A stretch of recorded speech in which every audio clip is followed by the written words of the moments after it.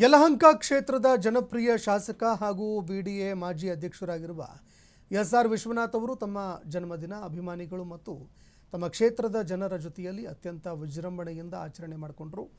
ಬೆಳಗ್ಗಿನಿಂದಲೇ ಶಾಸಕರ ನಿವಾಸ ಕಚೇರಿ ಮುಂಭಾಗದಲ್ಲಿ ಅವರ ಬೆಂಬಲಿಗರು ಹಾಗೂ ಅಭಿಮಾನಿಗಳು ನೆರೆದು ತಮ್ಮ ನೆಚ್ಚಿನ ನಾಯಕನಿಗೆ ಹೂಗುಚ್ಛ, ಬೃಹತ್ ಹೂವಿನ ಹಾರಗಳನ್ನು ಹಾಕಿ ಶುಭಾಶಯಗಳನ್ನು ಕೋರಿದರು.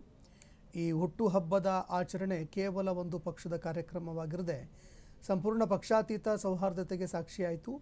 ರಾಜಕೀಯ ಭಿನ್ನಾಭಿಪ್ರಾಯಗಳನ್ನು ಬದಿಗಿಟ್ಟು ಬೇರೆ ಬೇರೆ ಪಕ್ಷದ ಪ್ರಮುಖ ಮುಖಂಡರು ವಿಶ್ವನಾಥ್ ಅವರಿಗೆ ಶುಭ ಹಾರೈಸಿದರು. ಕ್ಷೇತ್ರದ ಹಲವಾರು ಧಾರ್ಮಿಕ ಮುಖಂಡರು, ಮಠಾಧೀಶರು ಆಶೀರ್ವಾದಿಸಿದರು. ಜನ್ಮದಿನದ ಪ್ರಯುಕ್ತ ಕ್ಷೇತ್ರದಲ್ಲಿ ಹಲವಾರು ಜನಪರ ಸಮಾಜಮುಖಿ ಕಾರ್ಯಕ್ರಮಗಳಿಗೆ ಚಾಲನೆ ಕೂಡ ನೀಡಲಾಯಿತು. ಸಾವಿರಾರು ಅಭಿಮಾನಿಗಳಿಗೆ, ಸಾರ್ವಜನಿಕರಿಗೆ ಬೃಹತ್ ಅನ್ನ ಸಂತರ್ಪಣೆ ಏರ್ಪಡಿಸಲಾಗಿದೆ.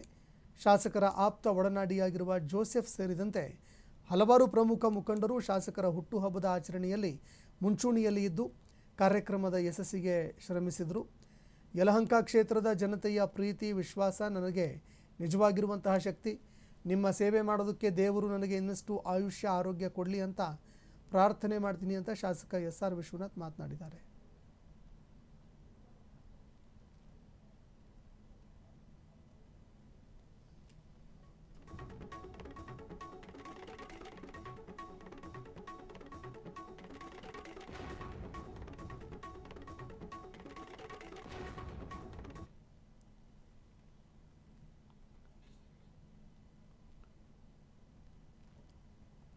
ಇನ್ನು ಶಾಸಕರ ಹುಟ್ಟುಹಬ್ಬವನ್ನು ಆಚರಣೆ ಮಾಡ್ಕೊಂಡ್ರು.